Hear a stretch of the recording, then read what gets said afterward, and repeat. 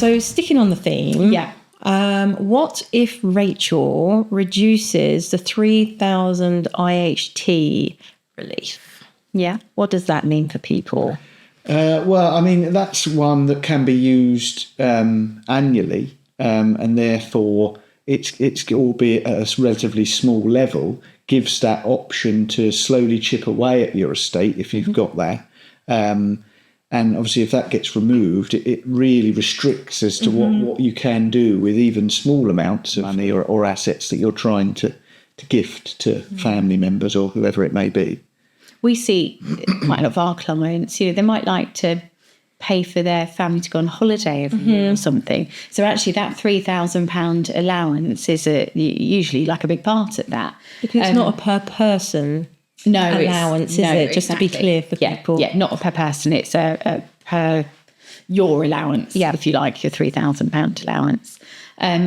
So to remove that or to significantly reduce it, I think it would have an impact just on things you can potentially do for your family.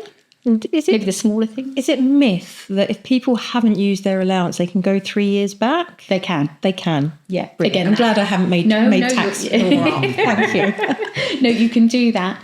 And again, that's something they might start, if they were to reduce it to 1,000, for example, perhaps they'd then take away that ability to use unused allowances. So, and I think, in this day and age, £1,000 really isn't a considerable amount of money when you're thinking about. It's not. It should be, but it's not. I mean, I'm sure there's many people that can spend that in Tesco's at the end of the month, just topping up the family fridge. So, that would be significant because 3,000 doesn't feel like a lot of a limit, especially if you've got maybe lots of grandchildren. Yeah, exactly.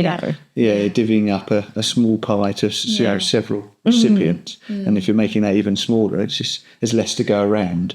And I do think when you get older, you want to do things for you. Yeah, that's it. And like you say, Marti, if it's incorporated into somebody's routine or an annual occurrence, and suddenly that gets taken away, it's going to have a big effect on people. Yeah, because you don't know how that money, it could be parents gifting that to a child that is using it to support themselves in everyday life, and actually just to top up for them. Exactly, and then suddenly that becoming significantly harder. Yeah.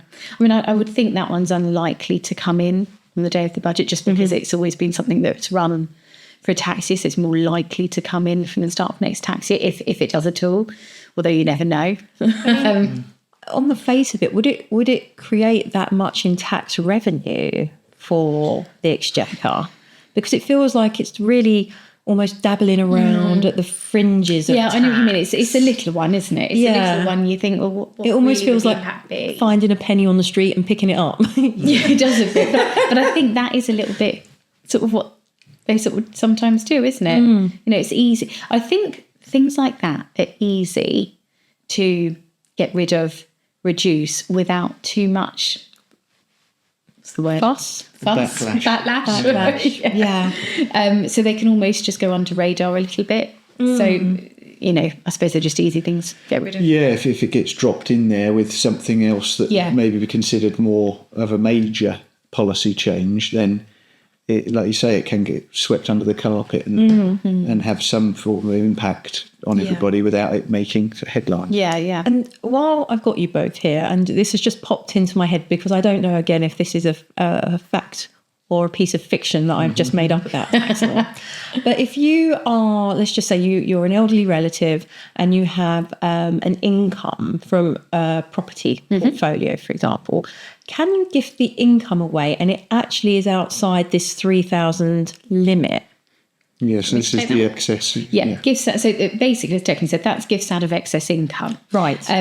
Which is fine, and you can do that, and is not part of your £3,000 allowance and what have you. But it does have to be out of excess income. It can't go into your capital in any way. No. So you need to be able to show that. Where I've seen it work well is people with large pensions. So, you might have had an ex-pilot who's on a £100,000 pension, and actually they're only living on £30,000 a year, and therefore they clearly have excess income that they could gift out of.